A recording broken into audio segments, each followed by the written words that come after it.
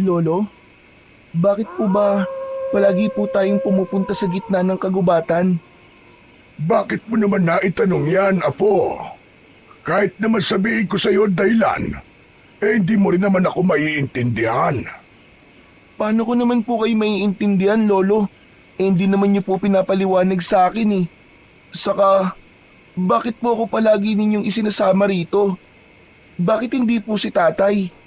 Nang hindi naman po tayo nahihirapan sa pagdudukal ng lupa. Sos, alam mo naman na galit sa akin ang tatay mo, hindi ba? Isa pa, hindi niya ako kinakausap. Saka, ikaw lamang ang pinagkakatiwalaan ko sa bagay nito. Pagdating ng araw mapapakinabangan mo rin ito, Apo. Galit pa rin po ba sa inyo si tatay? Kayo po ba ang sinisisi niya sa pagkamatay ni nanay? Tama ka, Apo. At wala naman akong magagawa tungkol sa bagay na yon. Mukhang kasalanan ko talaga kung mas pinili kitang iligtas at hinayaan kong mamatay ang nanay mo. Kaya po ba pakiramdam ko malayo ang loob sa akin ni tatay? Kasi lolo, sinisisi rin po ba niya ako dahil po sa pagkamatay ni nanay? Ay nako, Apo. Bakit naman napunta dyan ang usapan natin? Kahit na kailan hindi ka sinisi ng iyong ama. Mahal na mahal ka niya, Apo. Wala ka namang kasalanan Kaya bakit mo naiisip yan? Ewan ko po, lolo. Pero pakiramdam ko po hindi na ako mahalaga sa kanya. Palagi po siyang galit sa akin At kapag kinakausap ko po siya, hindi rin po siya tumitingin sa mukha ko. Kaya po pakiramdam ko po, talagang kasalanan ko ang lahat kasi nabuhay po ko. Ay sus Mariosep, huwag mong isipin yan, Apo. Ikaw ang pinakamagandang nangyari sa buhay namin ng tatay mo. Kaya huwag kang mag-iisip ng ganyan. Pagod lang ang tatay mo sa pag-uuling ng mga kahoy. Kaya madalas kanyang nasisigawan. O hala, nandito na pala tayo Lumapit ka, Apo. Doon, sa ugat ng puno ng balete. Lolo, sandali lang. Nagtataka lang po talaga ako sa inyo Bakit po ba kailangan niyong hukayin ng garapon? Hindi po ba ibinaon niyo na po yan noong nakaraang linggo? Tapos tuwing Biyernes po alas 4 ng hapon, hinuhukay po natin ang lupa. Tapos titignan na naman po niyo yun. Tapos kakausapin. Tapos ibabaon na naman po niyo uli. Hindi po ba kayo napapagod, Lolo? Ay nako, Diyos kong bata ito. Ang dami-dami mong tanong. Apo, balang araw, malalaman mo rin kung bakit ko to ginagawa. At kaya naman kita isinasama rito para kahit hindi na ako bumalik dito, ay alam mo na ang mga dapat gawin. Saka, Apo, hindi pakikipag-usap ang ginagawa ko, kundi utob o pagbibigay bisa sa bagay na nasa loob ng garapon. Binubulungan ko ito ng mga orasyon na hindi dapat marinig ng sinuman. Kaya hindi ako dapat na mapagod, Apo. Dahil mababaliwala lamang ang paghihirap ko sa loob ng 10 taon. Utob? Ano po yun, Lolo? Basta malalaman mo rin, Apo. Kaya sige na, tulungan mo na ako rito, madali ka. Lolo, pampaswerte po ba yan? Kaya hindi niyo po sinasabi sa akin kung ano po ang laman yan? O baka isang ginto para magkapera po tayo? Pagkatapos bibili po tayo ng maraming pagkain. Bahay po at saka maraming candy. Saka po maraming magagandang laruan. Nako, hindi, Apo. Para ito sa pagliligtas sa mga tao. Kapag dumating na ang oras ng paniningil ng masasamang elementong nagtatago sa dilim. Alam mo, Apo, meron akong nagawang pagkakamali noon dahil kailangan kong magdesisyon kung sino ang pipiliin ko. Kaya't hindi maiiwasang magiganti ang taong nagawan ko ng kasalanan. Pero kahit kailan, ay hindi ko pinagsisisihan ang mga nagawa ko. Pero Lo, di ba masama pong gumanti sa mga taong nagkakasala? Oo, Apo. Kaya lang iba ito. At ang garapon na hukay natin ay naglalaman ng isang makapangyarihang bato. Hala, para po palang mga superhero, Lolo. Yung napapanood ko po sa TV. Ang galing. Sige na po, gusto ko na po makita ang laman ng garapon, Lolo. Kulit mo talaga, bata ka. Sinabi nang hindi pa nga ito ang tamang oras para makita mo, Apo. Ay, saka na lang natin pag-usapan ito. Halika, tulungan mo ulit akong magdukal ng lupa. Kanina pa tayo nagkikwentuhan eh. Baka hanapin ka na ng tatay mo. Nako, imposible po yun, Lolo. Nahanapin po ako ni tatay. Tumayo at lumapit ang may 10 taong gulang na si Bibo sa kanyang lolo Efren. Habang nakaupo ito, malapit sa ugat ng puno ng balete. Halos 2 buwan na nila itong ginagawa at hindi magtatagal ay malapit na niyang malaman kung para saan ba ang garapon na madalas ay ibinabaon ng matanda sa lupa. Ilang minuto lang nilang hinuhukay ang lupa gamit ang pala na bitbit ni Lolo Efren. Saka nito kukunin ang transparent na garapon na may kulay dilaw na likido sa loob. Halatang malapot yon na may nakababad na patay na alakdan. Inilapag ni Lolo Efren ang garapon sa lupa. Pagkatapos ay ipinikit nito ang kanyang mga mata. Habang ang kanang kamay nito ay nakapatong sa makalawang na takip ng garapon bago nito muling ibabalik sa hukay. Tatabunan ng lupa at pagkatapos ay maglalakad na sila pauwi. Paulit-ulit na ganun ang kanilang ginagawa. Hindi pa man sila nakakarating sa kanilang tirahan ay nakita na nila ang humahangos na si Marlon. Butil-butil ang pawis nito sa noo. Halatang tumakbo ito para hanapin sila. Kapansin-pansin din ang pamumutla ng labi ng kaibigan bago nakatukod ang 2 kamay na nakayuko habang nagsasalita. Mabuti na lang. Nakita ko na kayo, Lolo Efren, Bibo. Kanina ko pa kayo hinahanap eh. Bakit ba, Marlon? May nangyari ba? Hindi agad ito nakapagsalita para sagutin ang tanong ni Bibo. Itinuturo nito ang pinanggalingang daan habang habol pa rin ang sariling hininga. Aba, sige na Marlon, magsalita ka na. Paano namin malalaman na nangyari sa'yo? Ano ba talaga nangyari? Si Mang Nardo po. Nakita ko pong walang malay sa daan. Namamaga po ang kanyang muka at mataas na rin po ang lagnat. Nagpatulong na lamang po ako sa mga kaibigan ni tatay na madala po siya kahit kay Lola Celia. Ano ka mo? Abay, Diyos ko po. Ano nangyari at nagkagayon siya? Halika, Bibo. Kailangan natin makita ang ama mo. Magmadali ka.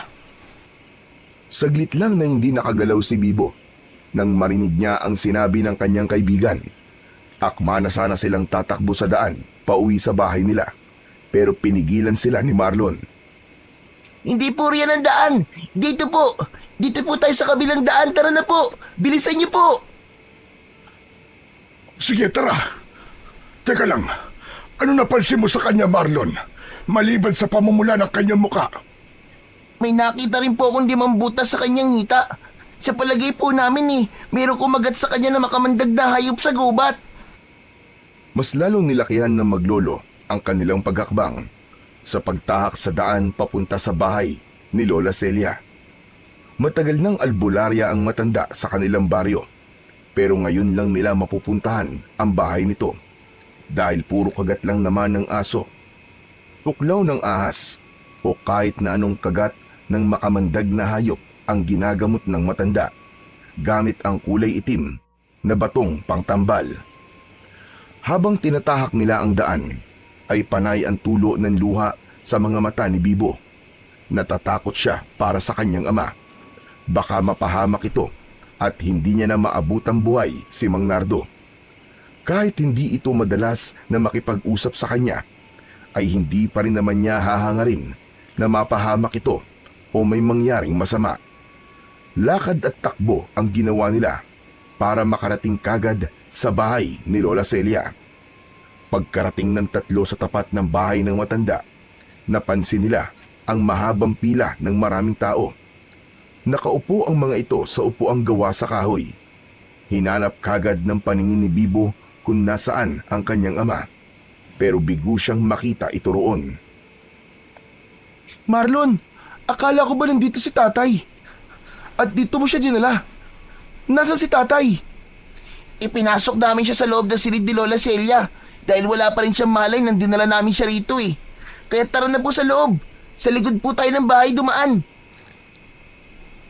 Sumunod sina Lolo Efren at Bibo kay Marlon habang malaki ang mga hakbang ng kanilang paa. Halos patakbo silang pumasok sa kusina ng matanda. Marami pa rin ang mga taong nakaabang sa loob ng bahay. Lahat ay naghihintay na matapos ang matanda sa pagtatambal sa sugat ng mga ito. Maririnig ang mga daing dahil sa sakit. Ang iba naman ay namimilipit dahil sa kirot ng mga sugat nito.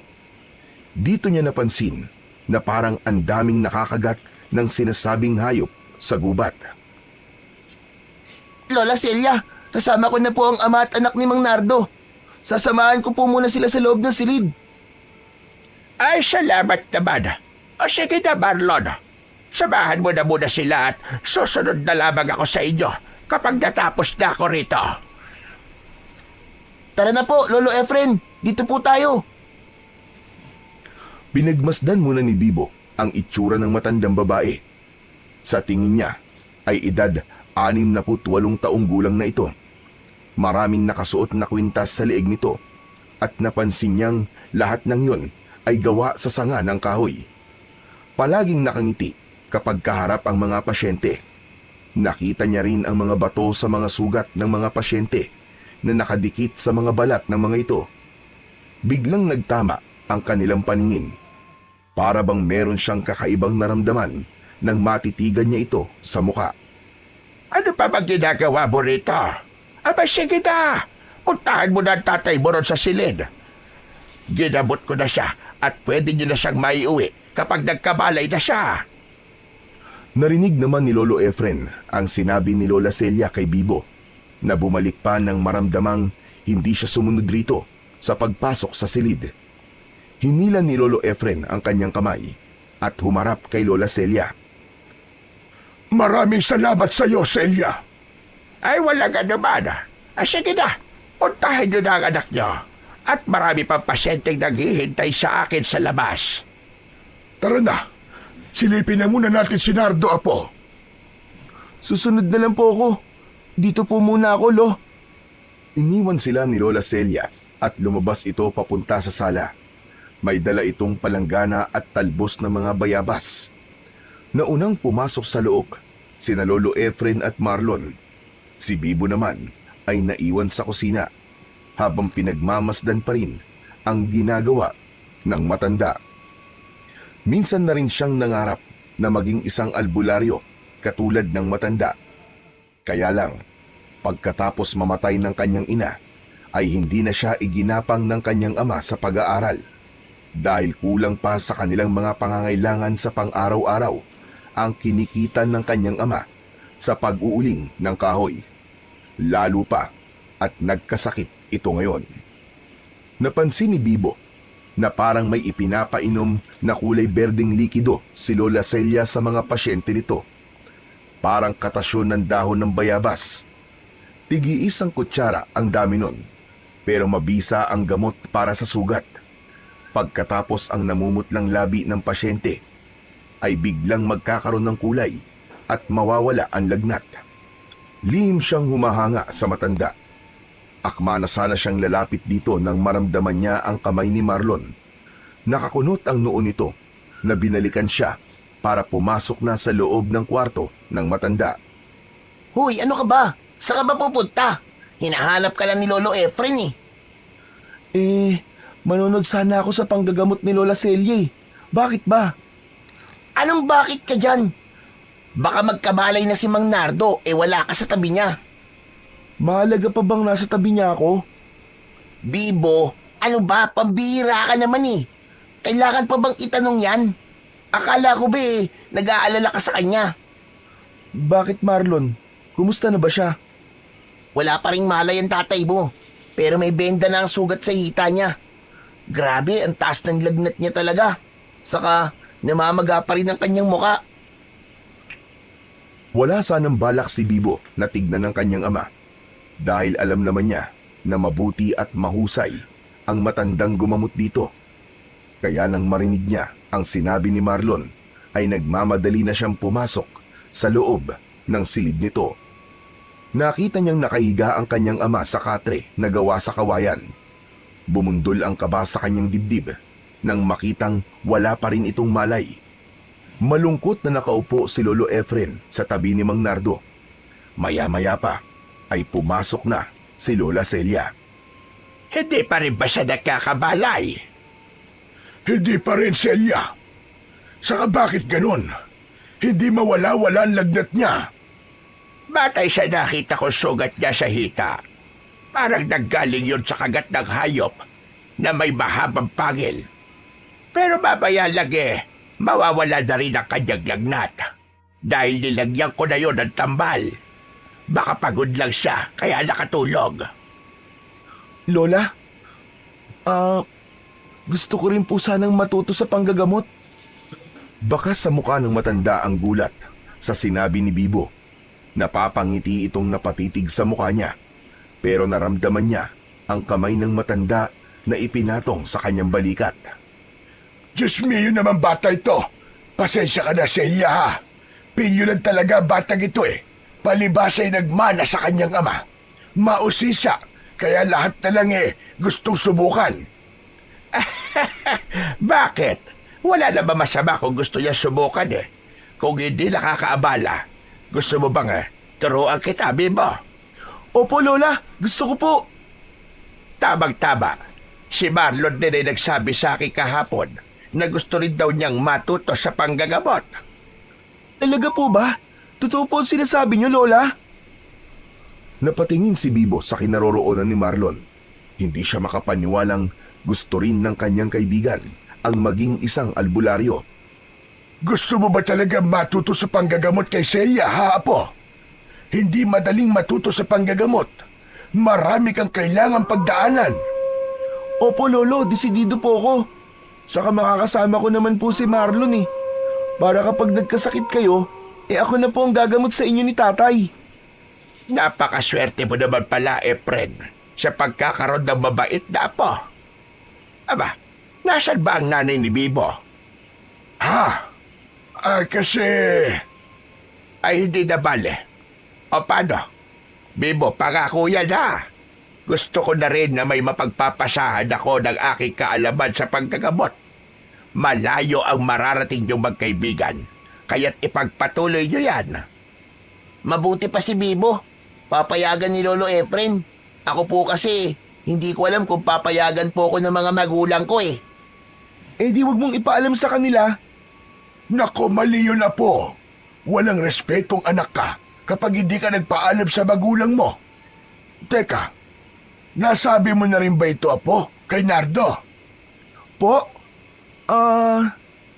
Nakong bata ka. Alam ko lang ibig sabihin ng pamimilipit ng mga kamay mo. Mas makabubuting magpaalam ka muna kay tatay mo. Aba, baka sa akin pa siya magalit. Saka ayoko ng gulo sa pagitan naming dalawa. Kaya sana, Apo, magpaalam ka muna sa kanya. Tama naman ang lolo mo, Bibo. Baka paghihintay naman ako O paano? Maiwan ko muna kayo ha. Tawagin niyo na lamang ako sa labas kapag nagkabalay na si Nardo. Nahabol na lamang ng tingin ni Bibo si Lola Celia habang papalabas ito sa silid. Nagkatinginan naman sina Marlon at Lolo Efren nang tumingin ang mga ito sa kanya. Maya-maya pa ay napansin niyang gumalaw ang daliri ng kanyang ama. Naglahong bigla ang pag-aalala niya nang makita itong nagmulat ng mga mata. Tay, kumusta na po ang pakiramdam niyo? Anong ginagawa niyo rito? Saka nasan ako? Ako po nagdala sa inyo rito. Nasa bahay po kayo ni Lola Celia. Ganun ba? Gusto ko nang umuwi. Magpahinga ka na muna saglit, anak. para bumalik ang lakas mo. Tumingin ng masama si Mang Nardo kay Lolo Efren. Napansin ni Bibo ang pagguhit ng galit sa mga mata ng kanyang ama. Kayo manatili rito. Hindi ko kailangan ng opinyon nyo. Umalis na nga kayo sa harapan ko. At babangon na ako. Tay, nag-aalala lang naman po kami sa inyo eh. Ay, wala akong pakialam. Hindi ko kailangan ng mga pag-aalala nyo sa akin. Bakit ba ako nandito ha? Bakit po ba ganyan kayo, Tay? Kami na nga po nag-aalala sa inyo, galit pa po kayo. Nakakahiya naman po kay Marlon, no? Siya po nagbala sa akin sa inyong dalhin kayo rito. Yun naman pala eh. Hindi naman pala kayo nagdala sa akin dito eh. Salamat na lang sa'yo, Marlon ha. Pero kailangan ko nang umuwi. Walang anuman po, Mang Nardo. Apo, sige lumabas ka muna. Marlon, samahan mo muna si Bibo. Ako nang bahala rito. Umalis din kayo, Tay. Hindi ko kayo kailangan dito. Iniwan ni Bibo sina Mang Nardo at Lolo Efren na nag-uusap. Tila naglagay na talaga ng pader na harang ang kanyang ama para kay Lolo Efren. Malungkot siyang lumabas ng silid ni Lola Celia. Naramdaman niya ang palad ni Marlon sa balikat niya. Isipin mo na lang, Tol, na wala kang narinig. Ganun lang kasimple yun. Ipaubaya na lang natin sa Diyos ang pagbabati nilang mag-ama. Sana nga. Pero Marlon, hindi ko pa rin maiwasan ang hindi malungkot para kay Lolo eh. Di ba matanda na siya? Ang dapat sa kanya hindi nalulungkot ng ganun. Lalo pat nasa ibang bahay sila. Nakakahiya sa mga makakarinig. Bakit ba lumalim ng ganun ang hidwaan nilang mag-ama? Hindi ko nga rin alam eh. Si Lolo lang naman ang madalas na nagkikwento sa akin tungkol kay nanay eh. Magmula na magkaisip ako, kahit kailan, hindi pa ako kinausap ng maayos si tatay. Tol, alam mo ba na minsan ko nang narinig sa mga magulang ko tungkol sa nanay mo? Kaya lang, wala ako sa katayuan para magsabi sa iyo eh. Mabuti lang sa kanila mo marinig. Mahalagang malaman mo kung ano ang punot dulo ng galit nila sa isa't isa. Mahirap yan. Baka pagsisihan nila sa bandang huli. Nako, bahala sila.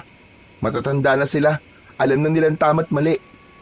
Kung ayaw sa akin ni tatay, hindi ko naman ipipilit ang sarili ko sa kanya eh. Saka mahalaga, nagkakausap kami ni Lolo. Si tatay, bahala siya kung ano ikinakagalit niya kay Lolo. Teka, maiba nga pala tayo ng usapan. Ikaw ba seryoso na sa pagpapaturo mo ng panggagamot kay Lola? Aba, syempre naman. Gusto ko talaga maging katulad niya. Ang dami kasing napapagaling ni Lola eh. Saka ang astig na mga gamit niyang pantambal. Isang tapat lang ng bato, magaling na agad ang pasyente niya. Totoo ba yung naririnig ko, ha, Bibo? Sabay silang napalingon ni Marlon sa pinagmulan ng boses ni Lola Celia. Nakangiti ito na kanina pang nakikinig sa kanilang pinag-uusapan. Kanina pa po ba kayo dyan, Lola? Naku, pasensya na po. Bakit ka naman hihingi ng pasensya? Masaya pa nga ako dahil naiintindihan mo ang ginagawa kong panggagamot sa mga pasyente ko. Siya nga pala, nagkabalay na pala si Nardo. Hindi ba kayo papasok? Pinalabas pa nga po kami ni Lolo Efren eh. Mukhang nagtatalo na naman po sila. Ay, ganun ba? Kaya pala nandito kayo. O heto nga pala, para sa inyong dalawa.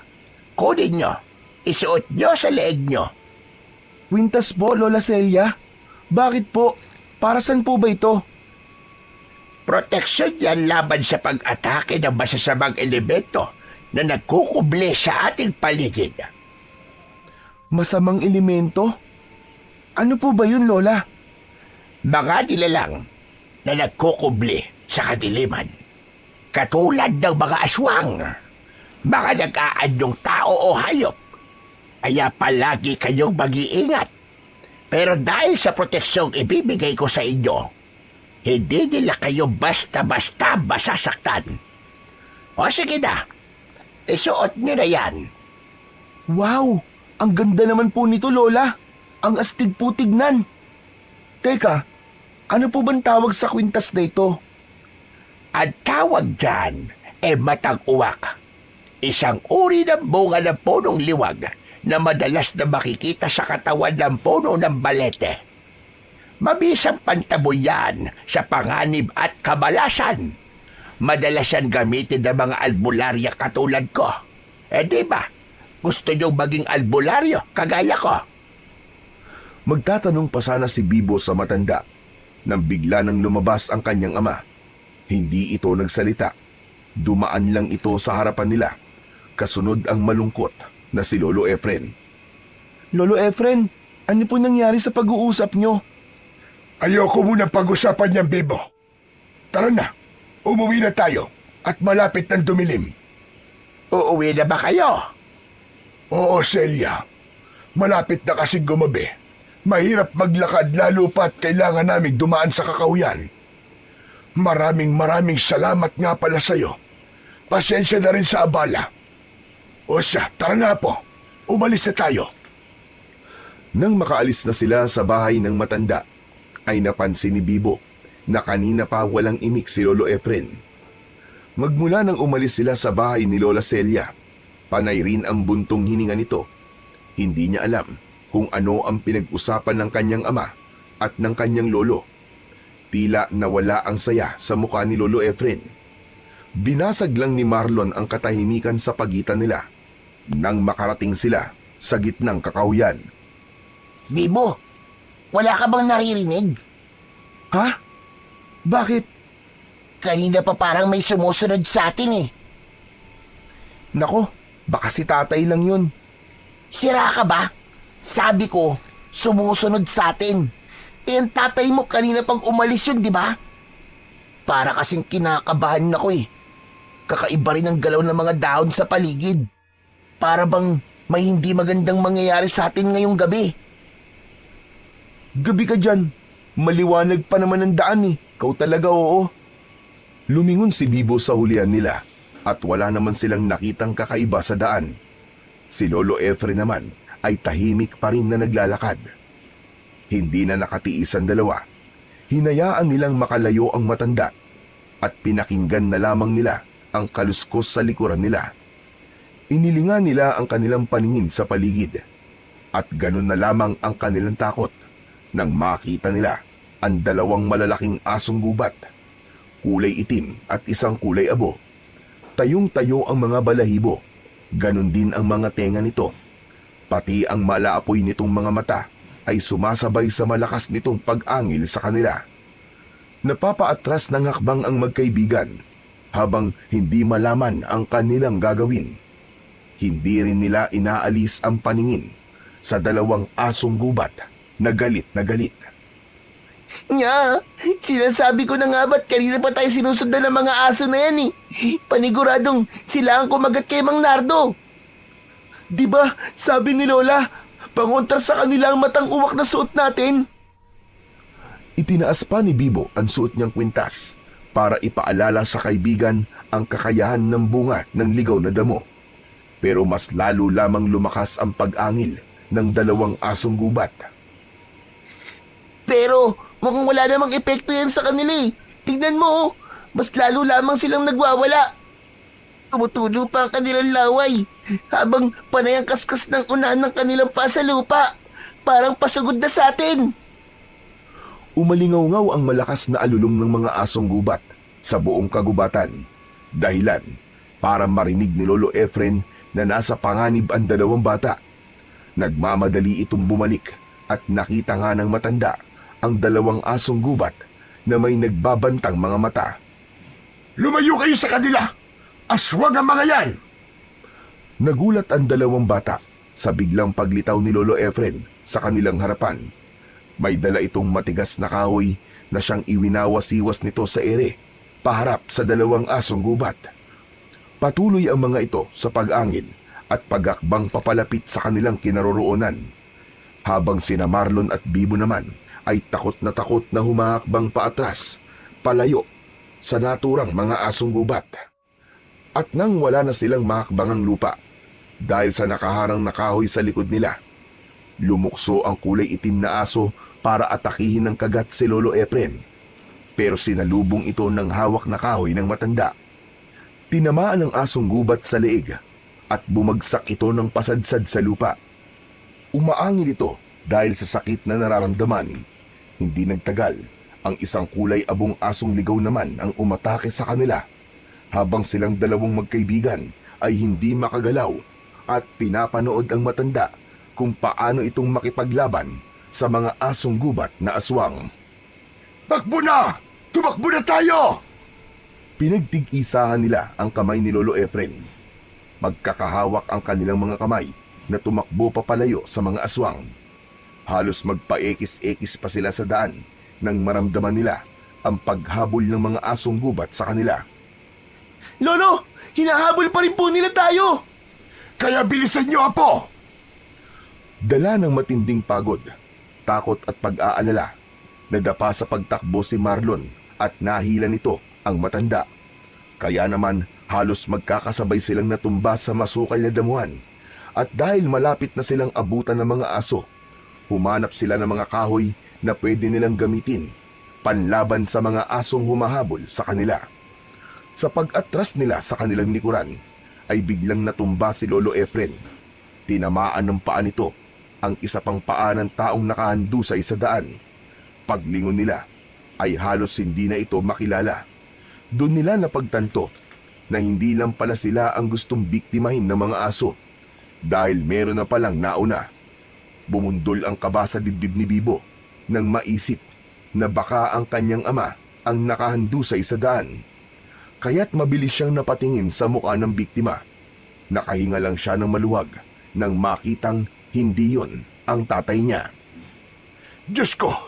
Nagsisimula na naman ang paglaganap ng kadiliman sa baryong ito. Sinasabi ko na nga ba? At babalik sila! Babalik siya! Sino po, Lolo? Sino po yung babalik? Lolo, nariyan na ulit ang dalawang asong gubat.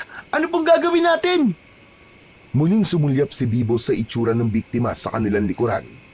Tila natuyo ang balat nito at parang naging isang patay na kahoy. Ang kalahating katawan ay nagmistulang uling dahil sa pagkasunog. Matindi ang sinapit na pagpapahirap sa katawan ng biktima at hindi malabong mangyari na sapitin din nila ang nangyari sa lalaking yon. Kaya maigpit niyang hinawakan ang napulot nilang kahoy at itinutok yon sa harapan, kung saan ay patuloy na umaangil ang dalawang asong gubat na gusto silang katayin. Dahan-dahan ang mga ito na humahakbang papalapit sa kanilang kinatatayuan. Nakangising nakabuka ang bibig. Talasan niyo ang inyong mga mata. Huwag kayong pakakagat sa kanila. Lolo, hindi po kaya napahamak na rin po si tatay? Huwag naman sana, Apo. Sige, huwag din yung aalisin ang paningin niyo sa dalawang asong yan. Kung hindi, papatayin nila tayo. Hindi pa man natatapos sa pagsasalita si Lolo Efren, ay sumugod na sa kanila ang kulay itim na aso. Lumukso ito sa gitna nilang tatlo at nakagat nito sa braso si Marlon. Napasigaw ang kanyang kaibigan nang dahil sa labis na sakit. Iwinasiwas ng aswang ang ulo nito habang nakakagat pa rin sa kamay ni Marlon. Nabitiwan ni Marlon ang hawak niyang kahoy. Kaya naman, lumapit si Bibo at magkakasunod na pinaghahampas ang ulo ng asong gubat. Maya-maya pa ay tumalon naman ang isa pang kulay abong asong gubat para sakmalin sa braso si Bibo. Naramdaman na lamang niya ang pagbaon ng pangil sa kanyang laman at halos mapaihi siya sa shorts ng dahil sa sakit. Nilampasan na mga ito si Lolo Efren at sila lang dalawa na magkaibigan ang inatake ng mga ito. Lolo, tulungan niyo po kami! Aray! Ang sakit! Lolo, tulong! Kahit anong gawin nilang pagpupumiglas laban sa kagat ng mga asong gubat na aswang, ay hindi sila makaalis. Para silang mga nakagapos sa pangil ng mga aswang. Lumapit si Lolo Efren at isa-isang pinagsususuntok ang mga ulo ng mga asong gubat. Saka lang binitiwan ng mga ito ang kanilang braso. Bumagsak sa lupa ang magkaibigan, habang ang dalawang asong gubat naman ay patuloy na nakatayo sa kanilang harapan, habang tumutulo ang malapot nitong laway na may kasama pandugo. Kasunod ang muling pag-atake ng mga ito, papalapit sa kanilang kinaroroonan. Saktong paglukso ng mga asong gubat, ang pagtama naman ng tig-isang bato sa mukha ng mga ito. Bumagsak ang mga aswang sa damuhan. Nang lingunin nila ang pinagmulan ng bato, ay nakita nilang nakatayo si Lola Celia. Halatang tumakbo ito para habulin sila. Nang muli silang tumingin sa gawin ng mga asong gubat, nakita nilang bahag na ang buntot ng mga ito at kumaripas ng takbo, papalayo sa kanila. Hanggang sa naglaho ang mga ito sa madilim na bahagi ng kakahuyan. Diyos ko, nakagat kayo sa braso. Hali kayo at gagamutin ko kayo. Hindi na kailangan, Celia. Dati rin naman akong albularyo, kaya ako na ang gagamot sa kanila. Pero Lolo, kay Lola Celia na lang po ako magpapagamot para hindi na po kayo mahirapan. Wala nang nagawa si Lolo Efren kung hindi ang hayaang umalis sina Marlon at Lola Celia. Sakalang naramdaman ni Bibo ang pananakit ng kanyang sugat sa braso. Pero imbis sa bahay ay dumiretso sila sa lugar kung saan naroon ang madalas nilang puntahang garapon na nakabaon sa lupa. Lolo, bakit dito po tayo pumunta? Saka hindi po ba't kagagaling lang po natin dito kanina? Dahil panahon na para gamitin ito. Sa nakita kong biktima kanina, hindi ako maaaring magkamali. Bumalik na ang mga aswang para kunin ka, Apo. Ha? Ano po? Kunin ako? Pero bakit po, Lolo? Mahirap ipaliwanag, Apo. Pero sa ngayon, kailangan ko munang malagyan ng gamot ang sugat mo bago pa yan lumala. Sinabi niyo po kanina na aswang po ang umatake sa amin ni Marlon. Anong klaseng aswang po sila, Lolo? Ang dalawang asong gubat na yon ay dating tao. Sila ang tagapaghanap ng mahahawaan ng pagiging aswang sa pamamagitan ng pagkagat sa braso at hita. Sila ang mga aswang na kung tawagin ay aswang na bakoro, kalahi ng mga tiktik. Lolo, ano pong mangyayari sa makakagat po nila? Hindi magtatagal, mawawala sila sa kanilang mga sarili. At wala nang ibang susundin kundi ang kanilang pinuno. Kaya kung hindi kagad nagamot ni Celia ang sugat sa hita ng tatay mo, sigurado kong matutulad ang iyong ama sa lalaking nakahandusay sa daan kanina. Ngayon ko lang naintindihan kung bakit maraming tao ang biglang inatake ng mga asong gubat. Nagsisimula na siyang humanap ng gagawin niyang hukbo. Pero bakit po, Lolo? Sinasabi niyo pong ako ang kailangan nila. At sabi niyo pa bumalik na sila para magasik ng lagim. Dahil ang mga nilalang na yon ay mabilis magparami.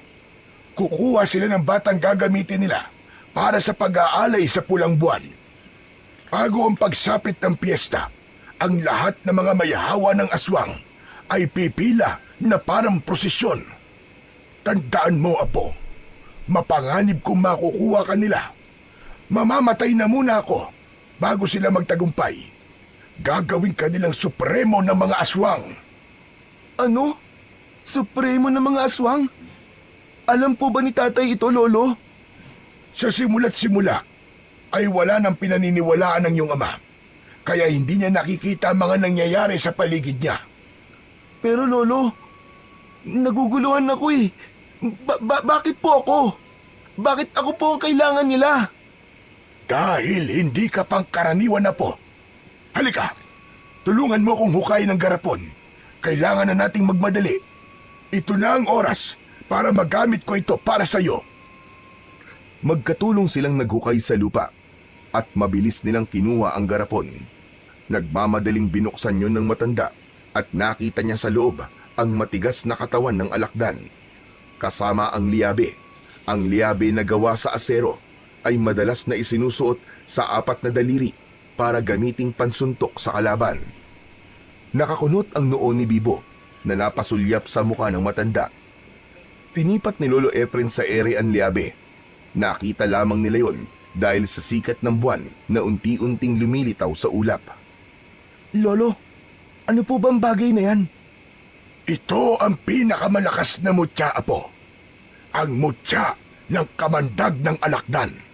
At ang liyabi na to ang gagamitin mo laban sa mga aswang na bakoro. Hindi ko alam, Apo, kung gaano na sila karami. Natatakot akong baka hindi mo kayaning lumaban sa kanila. Kaya gumawa ko ng mutya na magagamit mo laban sa kanila. 10 taon nang nakalilipas. Magmula ng isilang ka, ay nakabaon na ang mutyang ito sa lupa na malapit sa ugat ng balete. Dahil naniniwala ako na kapag malapit ito sa balete, ay magkakaroon din ito ng immortal na kapangyarihan. Hindi ko po kayo naiintindihan, Lolo eh. Bakit kailangan kong lumaban sa kanila? Pwede naman pong ipaubayan na lang natin to sa mga tanod o di kaya po sa mga pulis. Ikaw lamang ang makakatalo sa kanila, Apo. Akin ang braso mo, yung may sugat, at papatakan ko ng katas ng alakdan. Akma na sanang hahawakan ni Lolo Efren ang kamay ni Bibo nang mabilis niyang binawi yon. Naalala niyang nakamamatay ang kamandag ng alakdan.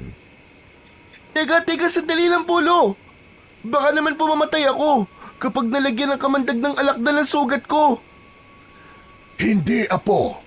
Dahil ang lahat ng kamandag ng alakdan ay nakadikit na sa liabe. At ang natuyong katawan ng alakdan naman ang gagamitin mong tagsuri kapag may kaharap ka ng aswang. Gamot ito sa lahat ng lason, maging sa hawa ng aswang. Kinuha ni Lolo Efren ang alakdan sa loob ng garapon. Napansin niyang isang uri yun ng kwintas. Hindi niya akalaing tatagal yon sa mahabang panahon na nakababad lang ito sa malapot na likido. Meron na itong hindi magandang amoy. Kaya naman, habang isinusuot niya ang kwintas, ay napataklob siya ng palad sa kanyang ilong. Huwag ka mag-alala. Mawawala rin na mabahong amoy na yan. Naramdaman ni Bibo ang pagdampi ng malamig na likido sa kanyang sugat. Maanghang na may konting hapdi at nagulat siya sa naging reaksyon ng gamot sa kanyang sugat. Bumula iyon na parang agwa oksinada. Kasunod ng makating pakiramdam at pagkatuyo ng dugo sa palibot ng kanyang sugat. Lumitaw ang 5 butas na mula sa pangil ng asong gubat. Nawala ang sakit. Bumakas sa mukha ni Lolo Efren ang matinding kasiyahan. Nagtagumpay ako, Apo. Nagawa kong pagalingin ang sugat mo gamit ang mutya ng kamandag ng alakdan. Paano niyo po nasabing napagaling niyo na po ang sugat ko, Lolo? Dahil natuyo ang sugat mo at nawala ang pagdurugo. Diyos ko, mapapanatag na ang loob ko dahil alam ko nang may magagamit kang panlaban sa kagat ng mga asong gubat. Dala ng matinding katuwaan, ay payakap na binuhat ni Lolo Efren ang garapon at naglakad na silang dalawa pauwi sa kanilang bahay. Suot naman ni Bibo ang kwintas, ganon din ang liabe sa kanyang kamao. Pagdating nila sa bahay, ay nakita nilang nagkalat ang mga damit nila sa lupa.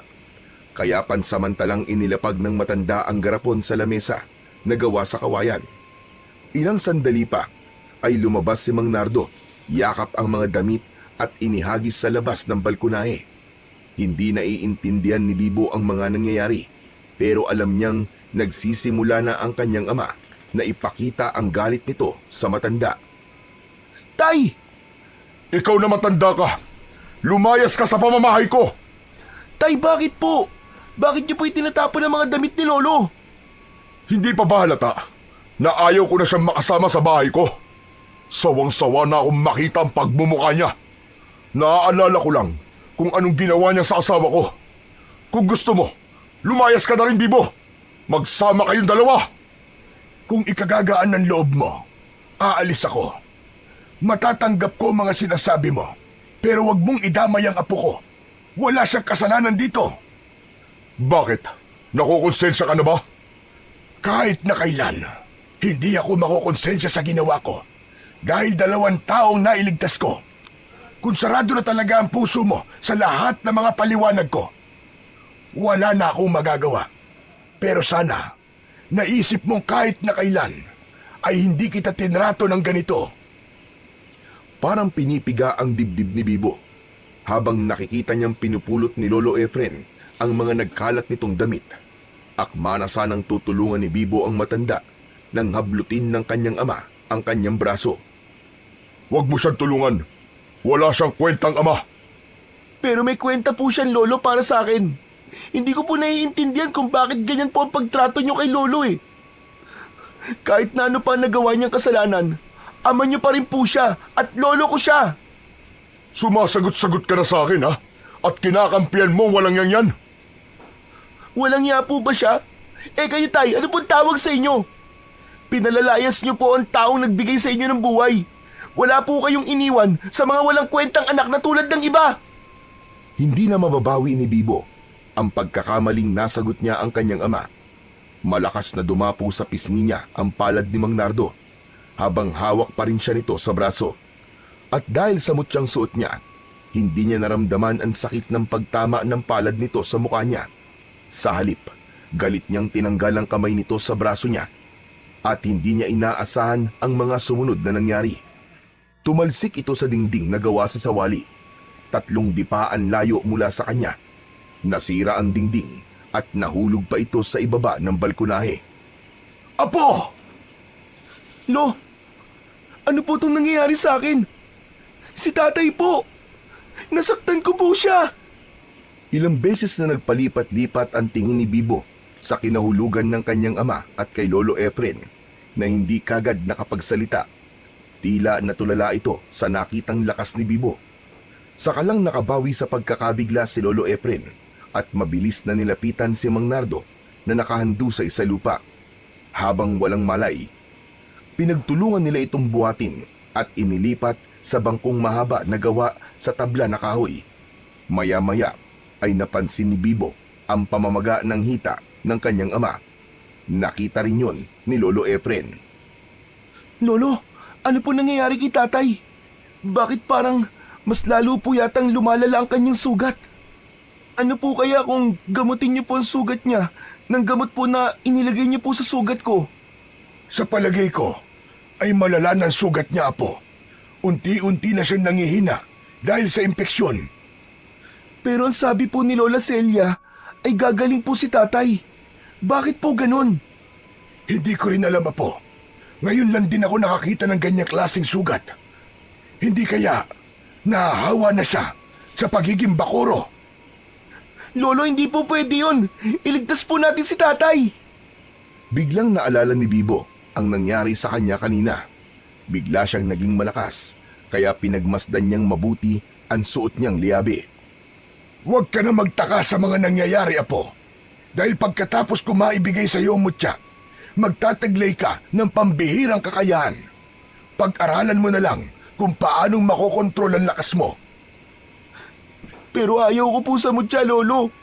Munti ko na po masaktan si tatay. Tignan niyo po ang nangyari sa kanya. Bigla po siyang nawalan ng malay dahil sa ginawa ko. Sa palagay ko, hindi yun dahil sa lakas mo, Apo, o sa mutya. Nangyari ito dahil sa kumakalat na lason sa kanyang katawan. Lolo, natatakot po ako. Baka po mamatay si tatay. Akala ko pa naman po matutulungan kami ni Lola Celia. Bakit po parang mas lalo lamang po siyang lumalala? Hindi kasalanan ni Celia, Apo, kung bakit nangyayari ito sa ama mo. Nakita mo naman na ginawa niya ang lahat para magamot ang sugat ni Nardo. Marami rin siyang natulungang may sakit. Iba lang talaga ang tungkol sa epekto ng kagat ng asong gubat sa katawan niya. Sa tingin ko baka napasukan ng dumi ang sugat niya. Kaya siya nagkaroon ng impeksyon. Maluwaluwang napasulyap si Bibo sa nakahiga niyang ama. Halos magdamag niyang binantayan si Mang Nardo. Si Lolo Efren naman ay hindi umalis sa tabi ng anak. Inalagaan nito si Mang Nardo, maging sa pagpapalit ng damit nito. Saksi si Bibo sa pag-aasikaso ni Lolo Efren sa kanyang ama. Kaya hindi niya maintindihan kung bakit umabot sa ganito ang pag-aaway nilang dalawa. Kinabukasan ay nagising si Bibo sa pagwawala ng kanyang ama.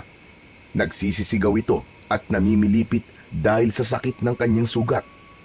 Panay ang pagmumura nito ni hindi niya magawang lumabas para harapin ang kanyang ama. Nag-aalala siyang baka maalala nito ang ginawa niya. Kaya nagkasya na lamang siya sa pakikinig sa nangyayari sa labas. Lumayas ka sa harapan ko! Hindi mo kailangan ng tulong mo! Nagugutom ako Ang sakit ng sugat ko. Kailangan ko ng pagkain. Bigyan mo ako ng pagkain. Pero ibinigay ko na ang lahat sa'yo. Marami ka ring itinapong pagkain dahil sabi mo hindi mo gusto ang lasa. Ano ba nangyayari sa'yo, Nardo? Hindi sapat ang pagkain na yan. Ang gusto ko atay. Sariwang atay. Ihanap mo ako ng atay. Hindi na nakatiis si Bibo nang marinig niya ang sinabi ni Mang Nardo. Lumabas siya ng kanyang kwarto. Nang makita siya ng kanyang ama na nakatayo sa harapan nito, bigla itong sumiksik sa ilalim ng upuan. Halata ang takot sa mga mata nito. Ilayo niyo siya. Ilayo niyo siya. Ilayo niyo ang batang yan sa akin. Diyos ko, anak. Ano ba nangyayari sa'yo? Hindi ko na alam ang gagawin sa'yo, anak. Lolo, bakit nagkakaganyan po si tatay? Alisin niyo siya sa harapan ko. Alisin niyo ang batang yan sa harapan ko. Apo, sige na. Lumabas ka na muna. Tawagin mo si Celia. Papuntahin mo siya rito. Magmadali ka. Kasabay ng pagsasalita ni Lolo Efren, ang muling pagbagsak sa sahig ni Mang Nardo. Nawalan ulit ito ng malay. Tumakbo palabas ng bahay si Bibo para puntahan si Lola Celia. Halos hindi lumapat ang kanyang mga paa sa lupa dahil sa pagmamadali para sunduin ang matandang albularya. Pagdating niya roon ay nakita niyang papalabas pa lang ng bahay ang kaibigan niyang si Marlon. Nagtataka ito sa biglang pagsulpot niya sa bakuran ng matanda. Itinago na muna niya ang liyabe sa kanyang bulsa. Sakto naman ang paglabas ni Lola Celia sa pintuan. Nakita siya nito at kaagad na lumapit sa kanya. Bibo, anong ginagawa mo rito? Kumusta na ang ama mo? Lola Celia, tulungan niyo po si tatay. Nakikiusap po ako. Ang taas po kasi ng lagnat niya eh. Saka naghahanap na po siya sa amin ng hilaw na atay. Yun daw po ang gusto niyang kainin. Natatakot na po kami ni Lolo. Tulungan niyo po kami. Talagang gano'n na magyayari sa kanya. Ngunit mamayang gabi, gaganda na ulit ang pakiramdam niya. Epekto kasi yun ng gamot na ipinainom ko sa kanya. Si Marlon nga nilalagnat na rin. Pero normal lang sa kanya ang pagtaas ng temperatura ng katawan dahil may sugat siya. Maganda naman ang pakiramdam ko sa itinapal na dahon sa sugat ko, Bibo. Kaya baka dahil lang yun sa pagtaas ng temperatura niya sa katawan. Hindi lang masabi ni Bibo na bakit kakaiba ang paraan ng panggagamot ni Lolo Efren sa kanya at hindi niya naranasan ang mga sintomas na kagaya ng iba. Bigla niyang naalala ang tungkol sa suot nilang kwintas ni Marlon. Lola, kagabi po, inatake po kami ng aswang.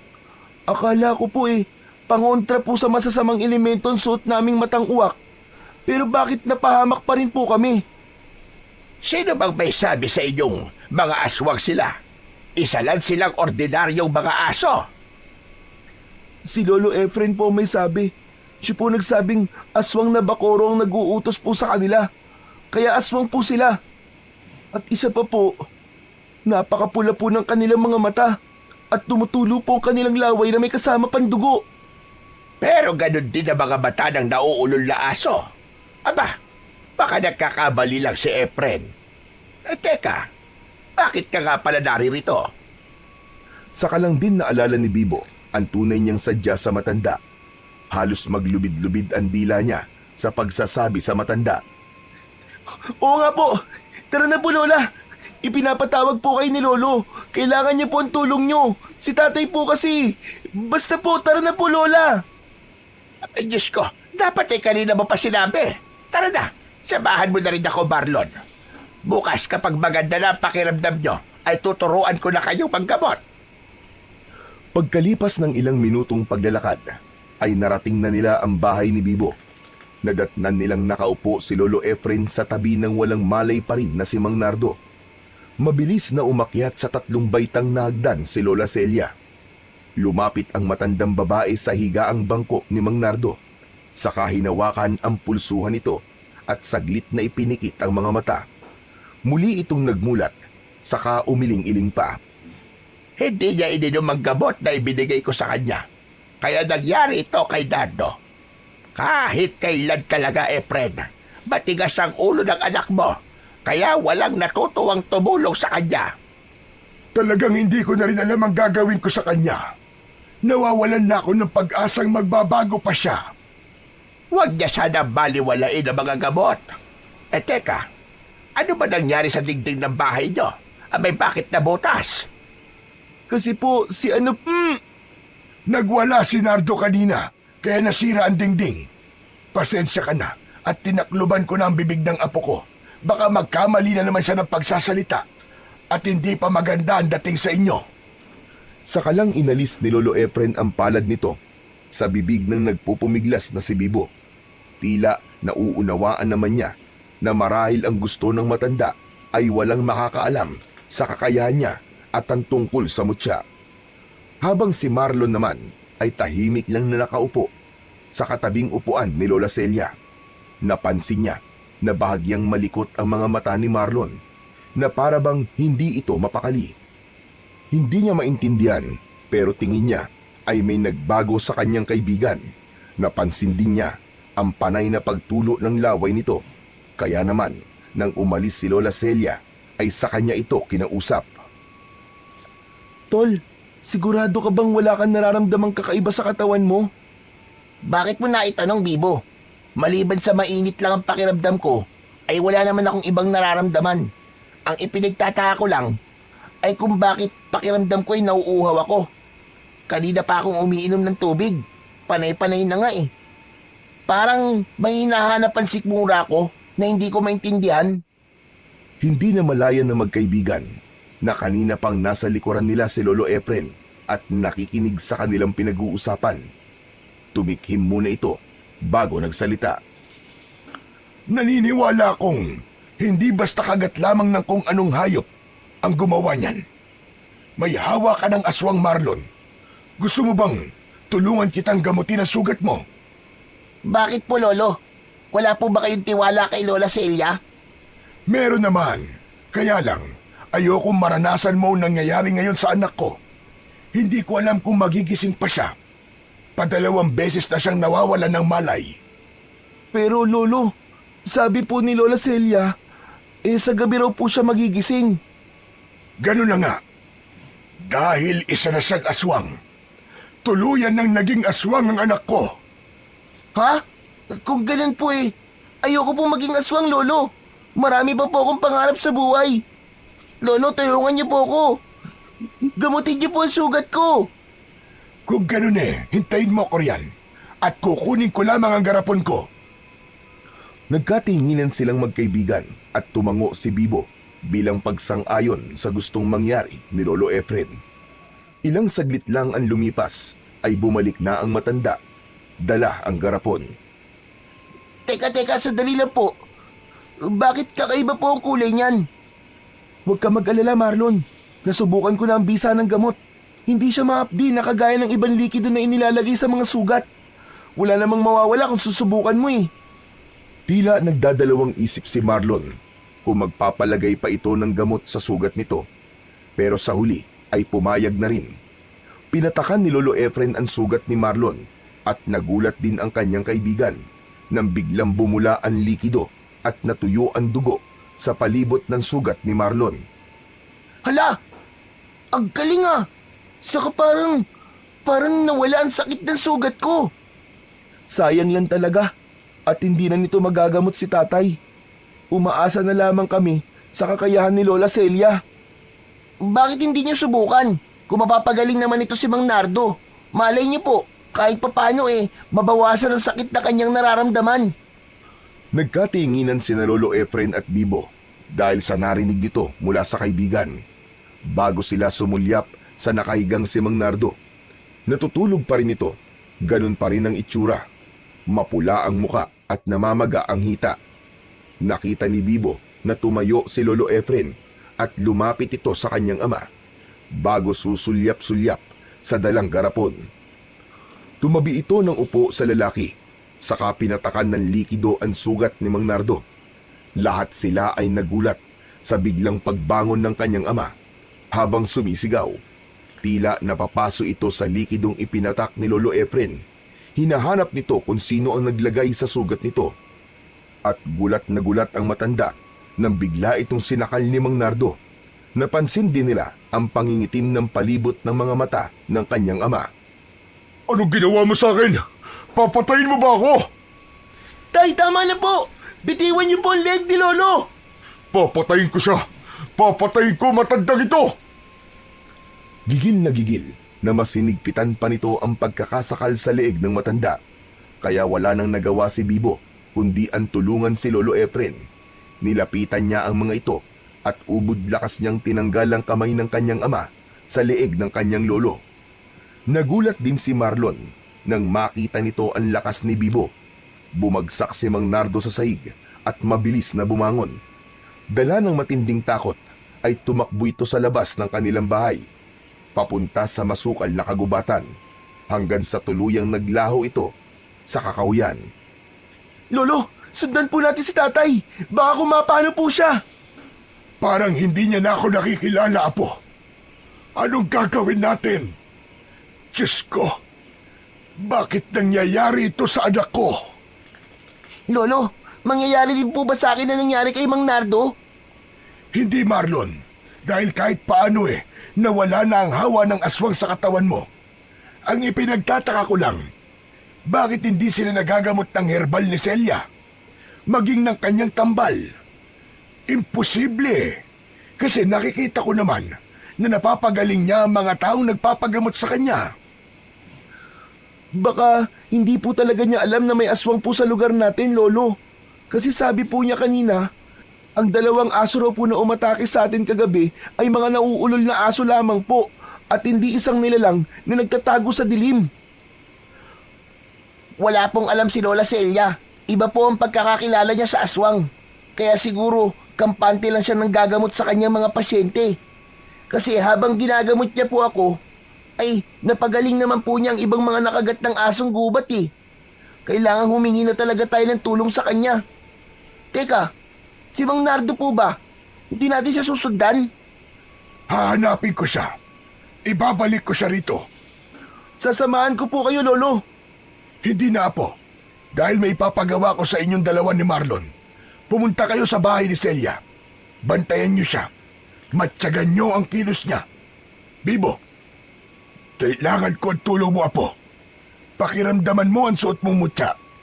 Kapag uminit ang suot mong kwintas, ibig sabihin nun, may aswang sa paligid mo. Ibig sabihin, Lo, hindi pa po aswang si tatay. Kasi wala pa po ako nararamdamang pag-iinit ng mutya. Aswang na ang ama mo, kaya imposibleng hindi mag-init ang suot mong mutya. Patingin nga ako. Inilabas ni Bibo ang kanyang suot na mutya at nakita rin yun ni Marlon, kaya nagtaka ito. Pero mas nagtaka si Lolo Efren dahil ang naipakita ni Bibo ay ang matang uwak na ibinigay sa kanila ni Lola Celia. Saan mo nakuha ito, Bibo? Ibinigay po sa amin ito ni Lola Celia. Si Marlon po, binigyan din po siya nito. Bakit po, Lolo? Isa itong matang uwak na kayang magkontrol sa kapangyarihang taglay ng ibang mutya na may mabuting epekto sa katawan ng tao. Pero bakit kayo binigyan ito? Hubarin ninyo, alisin nyo sa leeg ang kwintas na yan. Ginagamit yan ng mga aswang na bakoro para malaman ng kanyang alagad kung sino ang sunod na bibiktimahin. Hanggat hindi tayo nakakasigurado, kailangan nyong bantayan ang kilos ni Celia. Ano po nangyayari, Lolo? Hindi ko na po maintindihan. Saka ako na lamang ipapaliwanag. Sige na, hahanapin ko pa ang iyong ama, Bibo. Tandaan mo ang mga ibiniling ko sa inyo. Mabilis na tumakbo si Lolo Efren papunta sa kakawyan sa direksyong pinasukan ni Mang Nardo. At dahil tanghaling tapat ay malinaw nilang nakikita ang daan at walang banta ng aswang kung sakaling pumunta sila sa bahay ni Lola Celia. Ano ba kasi nangyayari, Tol? Hindi ko masasagot ang tanong mo, Marlon eh. Kailangan na muna nating magpanggap. Anong gagawin natin sa kwintas na ibinigay ni Lola sa atin? Ako na muna magtatabi niyan, tara na. Sumunod ka na sa akin at huwag ka magpapalata sa matanda nang hindi tayo mahuli. Pagkatapos maihanda ni Bibo ang kanilang mga kakailanganin, ay nilisan nila ang loob ng kanilang bahay at naglakad na papunta sa bahay ni Lola Celia. Pagdating nila sa tapat ng bakuran ng matanda, ay napansin nilang mas dumami ang nagpapagamot dito. Lahat ay sugat na nilikha ng 2 asong gubat at napag-alaman pa nila na buong gabi raw umatake ang 2 yon sa baryo. Kaya mahaba ang pila sa bahay ng matanda na halos umabot na sa labas ng bakuran nito. Sa kusina sila dumaan at marami ang nakita nilang nakahiga sa katre. Walang mga malay ang iba, habang ang ilang pasyente naman ay nagkikikisay ang katawan dahil sa sakit ng sugat ng mga ito. Pagtungtong ni Bibo sa pintuan ay nagsimula ng uminit ang kanyang suot na mutya. Makahulugan siyang napatingin kay Marlon. Tumango ito bilang pagsang-ayon sa naiisip niyang gawin. Hinawakan niya ang pinatuyong alakdan sa kanyang dibdib. Kasunod ang palihim niyang pagsuot ng liabe sa kanyang kamao. Bago niya binalutan ng panyo para hindi ito mapansin ng mga taong naroroon. Anong sunod na gagawin natin? Abala pa si Lola Celia sa panggagamot sa kanila. Tamang-tama, Marlon. Magtatago lamang tayo sa loob ng kanyang silid. Dun, sa luma niyang aparador. Babantayan natin ang ginagawa niya hanggang sa pagsapit ng gabi. Dahil abala pa rin si Lola Celia sa ginagawa nito, ay hindi napansin ng matanda ang pagpuslit ng magkaibigan papasok sa kwarto nito. Nakita nilang may 3 lalaki na walang malay na nakahiga sa katre. Kaya tamang-tama yun para makita nila kung paanong manggagamot ang matanda. Sa palagay ko, hindi niya tayo makikita rito, Marlon. Kinakabahan naman ako sa gagawin natin ito. Huwag na kaya natin ituloy. Hindi pwede. Nandito na tayo eh. May tiwala ako kay Lolo. Alam kong may hinala na rin siya kay Lola Celia. 4 na oras silang naghintay sa loob ng aparador. Madilim na ang labas ng bahay. Nagtataka ang magkaibigan kung bakit simula pa kanina ay hindi pa pumapasok ang matanda sa silid na yon. Akma na sanang lalabas si Bibo, pero bigla silang nakarinig ng mga yabag ng paa papunta sa kinaroroonan nila. Bumukas ang pinto at pumasok si Lola Celia. May dala itong lumang gasera. Luminga-linga ito sa paligid bago isinara ang pinto. Hindi nila alam kung bakit kailangan pang isarang mabuti ng matanda ang pintuan. Kasabay ng pag-iinit ng liabe at suot niyang mutya, ang paglapit ni Lola Celia sa isang lalaking natutulog. Pakiramdam niya ay hindi na siya humihinga ng mga oras na yon habang pinanonood ang ginagawa ng matandang albularya. Mukhang tamang-tama lang ang pagkakagawa sa inyo. Ilang minuto na lang ay lalabas na ang pulang buwan. Inalis ni Lola Celia ang nakabendang tela sa braso ng lalaki. Maya-maya pa ay napansin nilang unti-unting nagbago ang anyo ni Lola Celia. Ganun na lamang ang panlalaki ng kanilang mga mata nang humaba ang bibig nito at tinubuan ng balahibo sa katawan. Nagkaroon din ito ng mahabang buntot na parang sa aso. Ang tayong-tayo nitong tenga ay tila nakadagdag sa nakakatakot na itsura ng aswang.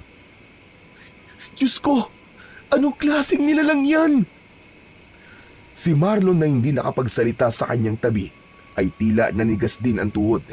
Lalo na nang yumuko ang nilalang sa sugat ng biktima at matagal itong sumubsob sa braso ng lalaki. Dinig na dinig nila ang paglagok ng aswang sa dugo ng pasyente. Hindi pa ito nasiyahan. Lumapit pa ito sa kabilang katre. Yumuko din ito doon at ganun din ang ginawa sa isa pang lalaki. Sinipsip nito ang dugo sa pamamagitan ng mga sugat nito sa katawan. Halos masuka si Bibo sa kanyang mga nakikita. Maya-maya pa ay mabilis na lumabas ng silid si Lola Celia. Naging isang mabangis na asong gubat ito, kasunod ng malalakas na kaluskos, papalayo sa bahay. Diyos ko, kung ganun eh, totoong aswang si Lola Celia.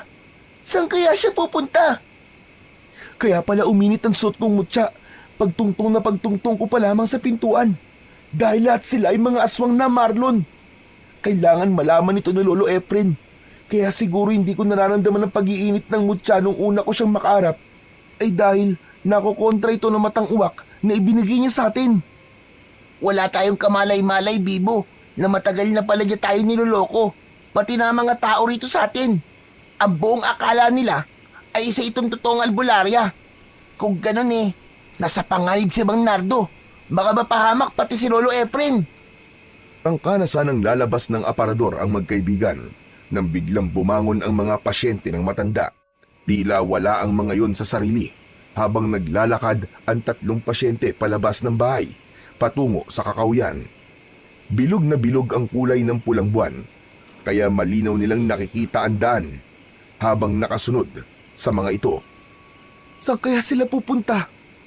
Sa palagay ko, may tumatawag sa kanila. Ang mabuti pa sundan muna natin sila. Sumabay sila sa mga naglalakad habang tulala na tinatahak ang daan papunta sa kagubatan. Hindi siya makapaniwalang tumigil ang mga ito sa tapat ng punong balete na pinagbaunan nila ng garapon. Pagdating nila roon ay saka sila nagtago sa makapal na halamang gubat at hinintay ang pagdating ng pinuno ng mga ito. Bibo, si Mang Nardo, kasama rin sa pila ng mga pasyente ni Lola Celia. Teka, bakit parang wala na sila sa kanilang mga sarili? Hinaan mo lang ang boses mo, Marlon. Baka marinig nila tayo. Kung hindi pala ako pubayag na gamutin nyo, marahil isa na rin ako sa kanila ngayon. Kaya mas lalo tayong dapat mag-ingat. Ililigtas natin ang mga biktima. Hindi ko alam na ito na pala ang sinasabi ni Lolo Efren na piyesta ng mga aswang. Kaya hanapin nila ako bilang alay sa pulang buwan. Ano? Hahanapin ka? Anong pinagsasabi mo? Tsaka anong alay? Basta, tara na. Mamaya ako nakikikwento sa'yo. Magagaan ang akbang ng mga paa na mas lumapit pa ang dalawa sa kinaroroonan ng mga aswang. Maya-maya pa ay naramdaman nilang may humila sa kanilang kamay. Paglingon nila ay nakita nila si Lolo Efren na may hawak na lubid. Salamat at walang nangyaring masama sa inyo. Inatake ako ng mga halimaw kanina. Ang tatay mo, Apo, hindi na siya makakabalik sa dati. Tuluyan ng kumalat ang lason sa kanyang katawan. Isa na siyang aswang na bakoro. Lolo, wag niyo pa sabihin yan. Makakaligtas po si tatay. Natuklasan na po namin ang totoong pagkatao ni Lola Celia. At isa nga po siyang aswang na bakoro. Kaya nga hindi ako nagkamali sa mga hinala ko. Magsasalita pa sana si Lolo Efren nang bigla nilang napansin na sa kanila na pala nakaharap ang mga aswang. Lahat ng mga naging pasyente ng matanda ay biglang nagsaaso. Umaangil na parang asong nauulol. Dala ng pagkataranta ni Marlon dahil sa takot. Kagad itong tumakbo papalayo sa kanila. Kaya wala na silang nagawa kundi ang tumakbo na rin pasunod sa kanyang kaibigan. Kaya lang, hindi pa man sila nakakalayo ay nilukso na sila ng kulay itim na asong gubat. Humarang si Bibo at hinarap niya ang mga aswang. Parang may kung anong malakas na enerhiya ang gumapang sa kanyang buong katawan. Ubod lakas niyang sinalubong ng suntok ang papasugod na asong gubat. Tinamaan ito sa ulo. Bumagsak sa lupa ang aswang, ilang dipaan layo sa kanya. Hindi ba, Are?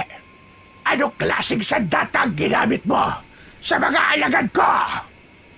Mas lalong namula ang mga mata ni Lola Celia nang makita nito ang lumiliwanag niyang mutya ng kamandag ng alakdan. Ganon din ang kamao ni Bibo. Galit na galit itong sumugod papalapit sa kanila.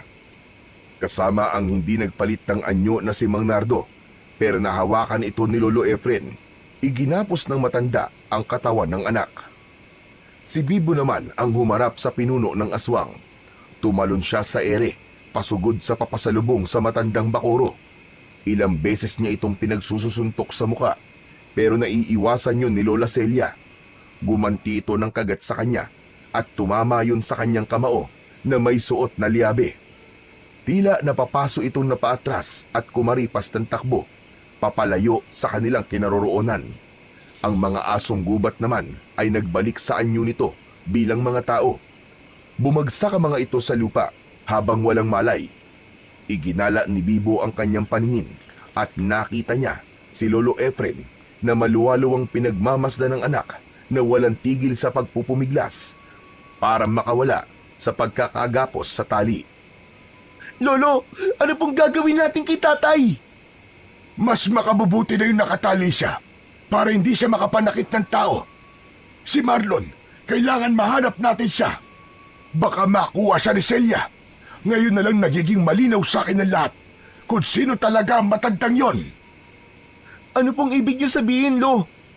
Ito na ang tamang oras para malaman mo ang tungkol sa totoong naging hidwaan namin ng iyong ama.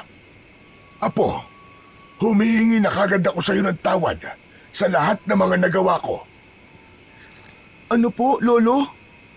Hindi ko sinasadyang patayin ang iyong ina, Bibo. Ginawa ko lang yon para iligtas ka. Hindi naniwala sa akin ang iyong ama na isang aswang ang iyong ina, isang anak ng Bakoro, at dahil mahal na mahal ng tatay mo ang nanay mo, hindi siya naniwala sa akin. Lolo, bakit niyo po ginawa yun? Bakit niyo po pinatay si nanay? Hindi totoong minahal ng nanay mo si Nardo. Kahit ikaw, Apo. Sadyang nagpalahi lang ang nanay mo sa tao para humalili sa kanilang lahi, para gawin kang aswang katulad nila. Hindi ako makapapayag na maging isa kang aswang, kaya gumawa ko ng gamot na magtatanggal sa iyo ng pagiging lahing Bakoro. Ginamit lang kayo ni Leta. Binuhay ka niya para sa kanyang pansariling interes. Kahit na ano pa po sabihin niyo, Lo, nanay ko pa rin po ang pinatay niyo. Bakit inilihin niyo po sa akin to, Lo? Dahil yan ang magiging reaksyon mo, Apo. Kaya nga sinasabi ko sa iyo kanina pa, bago ko sabihin ang lahat ng ito, napatawarin mo ko, Bibo. Kailangan kong gawin yon upang mabuhay ka. At ngayon gumaganti na siya. Hindi ko alam kung kailan siya nagsimula ng pagpaparami ng ukbo para patayin ako at bawiin ka. Sino po, Lolo? Si Celia. Si Celia po. Ang ina ng nanay mo. Na lola mo. Hindi ko siya nakilala noon. Pero ngayon na lamang ulit siya nagparamdam. Nagiiganti siya, Apo. At ngayon, inuna niyang saktan ang tatay mo. Walang masabi si Bibo sa matanda dahil sa mga narinig niya rito. Naguguluhan siya sa mga nangyayari. Hindi niya matanggap na ang mismong kalaban niya ay sarili niyang kadugo. Kaya ngayon, naiintindihan niya kung bakit gano'n na lamang ang galit ng kanyang ama sa matanda. Matatanggap ko kung magagalit ka sa akin, Apo. Aalis na po muna ako, Lolo. Hahanapin ko po ang kaibigan ko. Apo, sandali. Hindi pa tayo tapos mag-usap. Wala na po tayong dapat pag-usapan. Naniniwala akong may sarili po kayong dahilan kung bakit niyo po yung ginawa. Hayaan niyo po muna ako mapag-isa. Malalaki ang mga hakbang ng paa na tumakbo papalayo si Bibo. Malakidlat ang bilis niya sa pagtakbo at sa ilang minuto ay nakarating kagad siya sa bahay ni Lola Celia. Nalibot na niya ang buong bahay nito pero walang palatandaan na naroroon si Marlon. Bumundol ang kaba sa kanyang dibdib nang makita ang ilang patak ng dugo sa damuhan sa loob ng bakuran ng matanda. Sinundan niya ang bakas ng dugo at halos matulala siya nang makita niya si Marlon, buhat ng taong asong gubat. Lola Celia! Ano ginagawa niyo? Tulong, Tol! Tulungan mo ako! Pakawalan niyo ang kaibigan ko! Bitiwan niyo siya! Kung ayaw niyo pong tayong dalawa maglaban! Niloko niyo kami, Lola Celia! Ang taas pa naman po ng respeto namin sa inyo! Tumayo ang aswang at inihagis si Marlon malapit sa kanyang paanan. Nakita niya ang malalim na sugat nito sa tiyan. Nanginginig ang buo niyang katawan dahil sa galit. At kahit kadugo pa niya ito, kailangan niya ng wakasan ang pagiging halimaw nito. Alam ko darating ang araw na tuluyan mo kaming tatalikuran. Pinatay ng lolo mo ang anak ko. At ilang taon ako nagtiis. Naghintay ako ng tamang pagkakataon para makaganti sa kanya. Sumama ka na sa akin, Apo! Hindi! Hindi kita, Lola! Walang lola na mag-aangad ng kapahamakan sa kanyang apo. At ni minsan, hindi hahangarin ng lola na masaktan ang mga mahal niya sa buhay. At hindi niya to hahayaang mangyari. Hindi na napigilan ni Bibo ang mga luwang kanina pa niya pinipigilang pumatak. Lalo na nang makita niya kung paanong nagpakahalimaw ito sa harap niya. Mas lalo itong lumaki at tila naging dambuhalang aso. Pinatay niya ang anak ko, na nanay mo, pero sila pa rin nakakampiyan mo. Dahil sa kayong halimaw, Lola, kaya hindi po ako magiging katulad nyo. Hindi ko po kayo kakampiyan. Ilang saglit pa ay dumating na rin ang mga alagad nitong asong gubat. Mga nakangising tumutulo ang malapot nitong laway. Ikinakaskas na mga ito ang unahang paa sa lupa. Hindi na nga napigilan ng matanda ang mga alagad nito na hindi umatake kay Bibo. Sabay-sabay na lumukso ang mga asong gubat para patayin ang bata. Sinalubong niya ang mga ito ng kanyang kamao.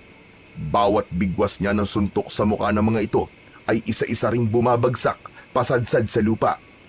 Umaangil na parang asong galit na galit habang unti-unting nasusunog. Itinaas ni Bibo sa ere ang kanyang kamao at lumikha yon ng malakas na liwanag na nagbigay dahilan sa mga asong gubat para yumuko at pilit na itinatago ang mga mata. Patakbong sinugod ni Bibo ang mga aswang. Bumagsak ang mga ito sa damuhan habang nasusunog ang kalahating katawan. Hindi ako makapapayag na mauuwi lang sa wala ang lahat. Ang lahat ng mga pinaghirapan ko nang dahil lamang sa naging apo kita.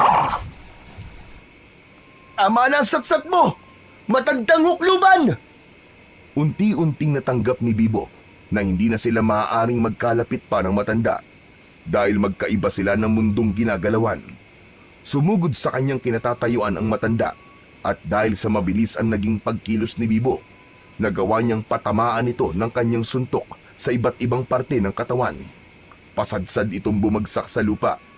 Akma na sanang lalapitan niya ito nang biglang lumukso sa kanyang harapan si Mang Nardo. Nakawala ito sa pagkakatali.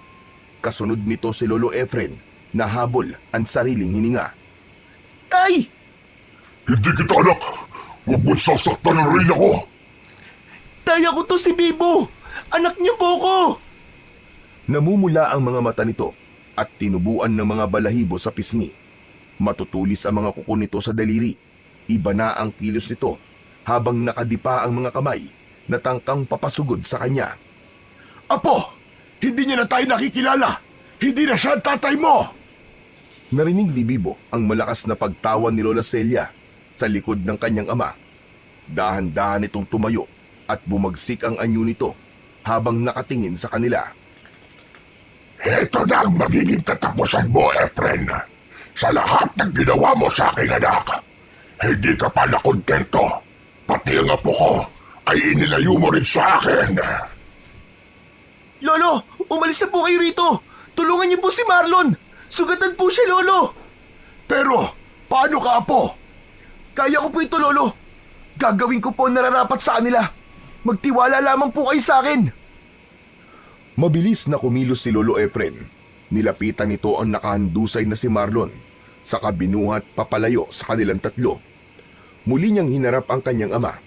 Hindi niya napansin na nakalapit na pala ito sa kanyang kinatatayuan. Kaya paglapit nito sa kanya, ay nakalmot na siya kagad sa kanyang dibdib. Dumikit ang dugo sa kamay nito.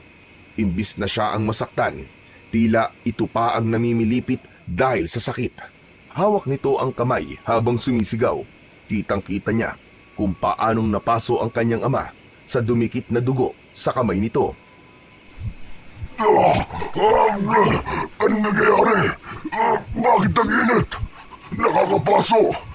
Hindi ko na kaya ang sakit. Bumagsak sa lupa ang kanyang ama at dala ng kanyang pag-aalala ay nilapitan niya kagad ito, pero bigla siyang nilundag ng kulay itim na asong gubat. Kasunod ang kulay abong aso. Ito ang dalawang alagad ni Lola Celia na pinagmulan ng mga sugat ng kanyang ama. Mabilis niyang nailagan ng mga pag-atake ng mga ito. Halos manlaki ang mga mata ni Lola Celia nang sa pagsuntok ni Bibo sa katawan ng kulay itim na asong gubat ay lumubog ang kanyang kamao. Nabutas ang tiyan ng asong gubat at bumagsak ito sa lupa at nagmistulang kahoy ito sa sobrang tigas dahil nasunog ang katawan nito. Ano nangyayari? Paano mo yun nagawa?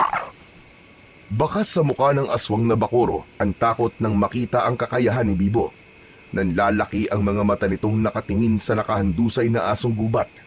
Maya-maya pa ay sumugod naman sa kanya ang kulay abong asong gubat.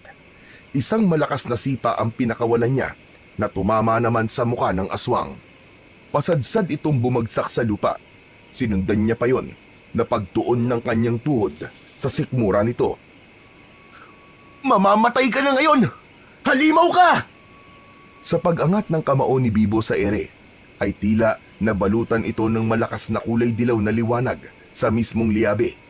Pagbagsak ng kanyang kamao sa kulay abong asong gubat, ay kitang-kita ni Bibo ang pagbaon ng kanyang kamao sa tiyan at dibdib nito. Kumupi ang tiyan nito hanggang sa sumuka ng dugo at nagkikikisay ang katawan na parang nakukuryente. Tumayo ng tuwid ang bata at hinarap ang mismong pinuno ng mga aswang na nasa anyong dambuhalang aso. Habang naiisip niya na hindi niya na mababago ang kanyang tadhanang silang dalawa ng matanda ang maglalaban para sa kaligtasan ng nakararami. Susugod na sana si Bibo sa matanda nang biglang nagsalita si Mang Nardo. Kalmado na ito, wala na ang bakas ng pagiging aswang sa kanyang ama. Anak, huwag mo siyang labanan. Hindi niya alam ang kanyang ginagawa. Tay! Kayo na po ba yan? Nakikilala niyo na po ba talaga ako? Oo anak, nawala ang hawa ng pagiging aswang ko nang malagyan ako ng dugo mo. Totoo po ba, Tay? Napayakap si Bibo sa kanyang ama at nagunahang maglandas ang mga luha niya sa kanyang pisngi. Gumanti ito ng yakap sa kanya bago ito humarap sa aswang na si Lola Celia. Hindi ako makakapayag na maging masaya kayo habang ang aking anak ay matagal niyang naaagnas na bangkay. Katarungan para kay Leta. Igaganti ko siya. Pasigaw na sumugod ang aswang na Bakuro, papalapit sa kanilang mag-ama. Malakas na itinulak ni Mang Nardo si Bibo. Ito mismo ang humarap sa matanda. Tinamaan ng dambuhalang aso ng kalmot si Mang Nardo sa dibdib. Mabilis na tumayo si Bibo para tulungan ang kanyang ama. Saktong pagsugod ni Lola Celia ang pagsalubong ni Bibo sa matanda. Tinamaan ito ng kanyang suntok sa dalawa nitong binti, kaya't pasubsob itong bumagsak sa lupa. Mabilis na nilapitan ni Bibo ang nakahiga niyang ama at inalalayan niya itong tumayo. Binalot ng takot ang buong pagkatao ni Bibo nang makitang isa-isang lumilitaw sa kakahuyan ang mga asong gubat, ang mga biktimang tuluyang nahawa sa pagiging aswang na Bakuro. Tay! Tumakas na po kayo! Kailangan niyong umalis dito! Anak, hindi kita iiwan. Hindi mo sila kakayanin. Ay, wag po kayo mag-alala.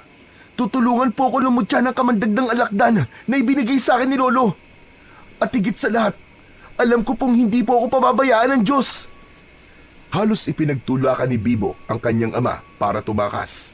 Pero hindi umalis si Mang Nardo dahil kitang-kita nila ang pagsugod ng mga asong gubat sa kinaroroonan ni Lola Celia. Wala nang inaksayang pagkakataon si Bibo. Nagmamadali siyang lumapit sa nakadapang si Lola Celia dahil tuluyan nang naulul ang mga asong gubat at maging ang sariling amo ay inatake ng mga ito. Ito ang magiging kapalit kapag sumapit ang pulang buwan na hindi nito naiharap ang Supremo sa tapat ng liwanag ng buwan. Isa-isa niyang dinampot ang mga asong gubat na nakakagat sa braso ni Lola Celia, na nung mga oras na yon ay bumalik na sa pagiging tao. Ibo, wag! Lumayo ka na! Umalis na kayo! Wala akong karapatan para iligtas mo! Patawarin mo ako, Apo! Hindi ka dapat nadamay! Pinilit na tumayo ni Lola Celia at hinarap mismo ang mga sariling alagad. Kahit naguguluhan si Bibo sa mga nangyayari, ay wala na siyang ibang inisip kundi ang iligtas ang kanyang Lola Celia. Maya-maya pa ay pumikit ng mariin si Bibo at sa pagmulat ng kanyang mga mata ay biglang kumalat ang liwanag sa buo niyang katawan. Tila napaso ang mga nilalang sa liwanag ng suot niyang mutya. Lahat ay nasunog na parang uling. Bumagsak sa lupa ang mga naabong asong gubat at ang paa ni Lola Celia ay nadamay sa pagkasunog. Lola, dadalhin po namin kayo sa ospital. Hindi na kailangan na po. Patawarin mo ko. Nagpadala ako sa galit. Hindi ko sinasadya. Lola, sige na po, nakikiusap po ako. Tutulungan ka po ni Lola Efren. Magagamot niya po ang pagiging aswang niyo, Lola. Pero sa ngayon, kailangan po namin kayong madala sa ospital. Hindi na, Apo. Kailanman ay walang kagamutan ng pagiging aswang ko. Iwanan mo na ako rito. Nangangako akong magpapakalayo-layo na ako at hindi na kita guguluhin pa. Nardo, patawarin mo ko. Talagang nasaktan lang ako sa ginawa mo sa aking anak. Tay, iligtas po natin si Lola. Oo anak, hindi natin siya iiwan dito. Yumuko si Mang Nardo at binuhat si Lola Celia. Samantalang si Bibo ay sumulyap muna sa lugar upang tiyaking wala nang natitirang aswang na bakoro. Hindi masamang magbigay ng pangalawang pagkakataon sa taong nagkasala ng mabigat sa mga tao. Si Bibo na masaya sa nangyari ay hindi pa rin makapaniwalang may saysay ang dugo niya at napagaling niya ang kanyang sariling ama. Nalaman ni Bibo na dahil sa katas ng kamandag ng alakdan na ginamit para magamot ang sugat niya, ay binigyan ng lakas ang kanyang dugo para makapagtanggal sa lason o hawa ng pagiging aswang. Sa kauna-unahang pagkakataon ay may isang batang may dugong kayang lumaban sa kahit na anong kamandag ng mga hayop. Pati na ang pagiging aswang ay kayang malunasan ng kanyang dugo. Sa tulong ng mutya ay muling naibalik ang katahimikan sa baryo. Kinabukasan ay napatayo si Bibo sa kanyang kinauupuan nang magising si Lola Celia. May swero ito katabi si Marlon. Naitakbo nila ito sa pinakamalapit na ospital. Kaya lang ay kinailangan ng mga doktor na putulin ang mga paa ni Lola Celia. Si Bibo naman ay nagamot na rin ng sugat sa kanyang dibdib. Lumabas nga sa laboratorio sa pagsusuri sa kanyang dugo na ang dugo niya ay may kakayahang magpagaling sa tuka ng ahas, kagat ng aso at lason. Bilang donor ng dugo at antidote sa biktima ng tuklaw na mga ahas, ay hanggang sa kasalukuyan ay tumutulong pa rin si Bibo sa mga tao. Isa na siyang ganap na doktor at hindi isang albularyo. Ibinaon nila sa lupa ang mutya ng kamandag ng alakdan at liabe sa loob ng garapon. Si Marlon naman ay siyang pumalit na albularyo ng kanilang barangay sa tulong ni Lola Celia, habang si Mang Nardo naman ay bumalik na sa pagiging masayang ama para kay Bibo. Patunay lang na ang pagpapatawad sa mga nagkakasala ay ang magbubukas sa pintuan ng panibagong pag-asa. At ang lihim ng nakaraan ay magiging bahagi na lamang ng isang ala-alang kailanman ay hinding-hindi nila makakalimutan.